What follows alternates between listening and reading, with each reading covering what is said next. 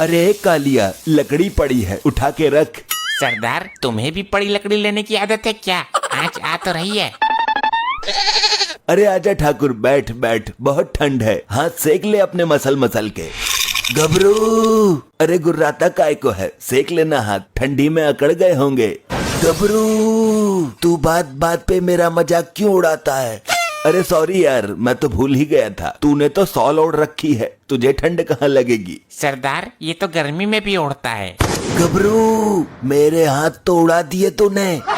अरे हाँ यार, गलती हो गई यार ठाकुर, तेरे हाथों को इस कदर से नहीं काटना चाहिए था मुझे। सुबह से मेरे पजामे का नाड़ा ढीला पड़ा है, पजामा कभी भी खिसक सकता है, लेकिन अफसोस मैं इसको टाइट भी नहीं कर सकता। सरदार, ये तो अपनी इज्जत भी नहीं बचा सकता।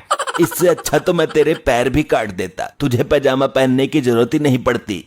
सरदार, फिर लगाई। अरे तो बैठा क्यों है, जाना, वो रखा तो है लोटा। ये कहाँ गया इतनी स्पीड से? कल ये ठंडे पानी से नहा लिया था, इसके पिछवाड़े ने ठंड पकड़ ली है, सुबह से 13 बार जा चुका है। चलो अच्छा है, ये हादसा मेरे साथ नहीं हुआ, तेरे साथ तो किसी दिन बड़ा ही हादसा होगा ठाकुर, प्रेशर बनेगा और तू नाड़ा तक नहीं खोल पाएगा। सरदार, ठंडे पानी से पिछवाड़ा धोते धोते पिछवाड़ा ही सुन्न पड़ गया, पता ही नहीं चल रहा पिछवाड़ा है कि नहीं। ठाकुर, इसका समाधान कर कुछ। भैया, पिछवाड़े को गरम रखो, सिकाई करो दबा के। आग के सामने रख के बैठ जाऊं क्या? कोई फायदा नहीं, जल जाएगा, फबोले पड़ जाएंगे। तो गर्म पानी से धो लूं नमक डाल के? कुछ नहीं होगा इतनी ठंडी में गर्म पानी से, ससुरा गर्म पानी वहीं ठंड की वजह से बर्फ बन जाएगा।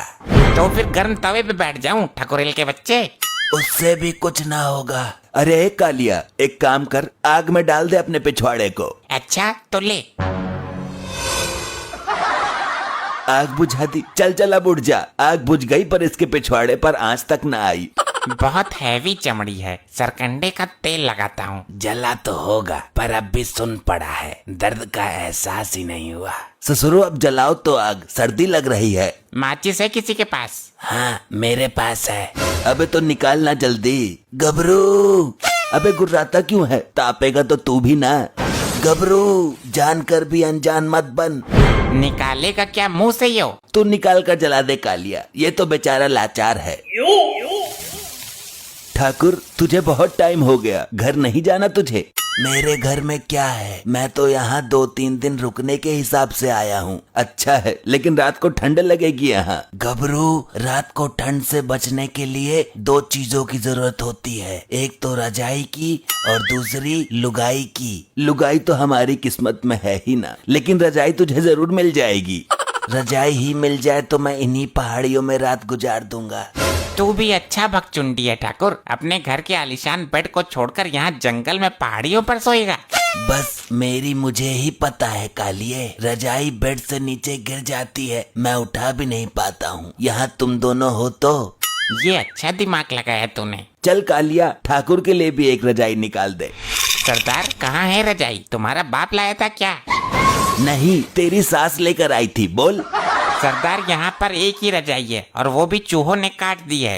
ये क्या बोल रहा है तू? मेहमान को रजाई तो देनी ही पड़ेगी। गुठलाओ मत सरदार, हम दोनों एक ही रजाई में सोते हैं। अरे हाँ भाई ठाकुर, रजाई की थोड़ी प्रॉब्लम है। कैसी प्रॉब्लम यार? तुम गब्बर हो, डाकू गब्बर, तुम चाहो तो रजाइयों का ढेर लगा सकते हो। हाँ, ये तो पूरा जहान जानता है, रजाइयों की नदियाँ बहा सकते हो तुम।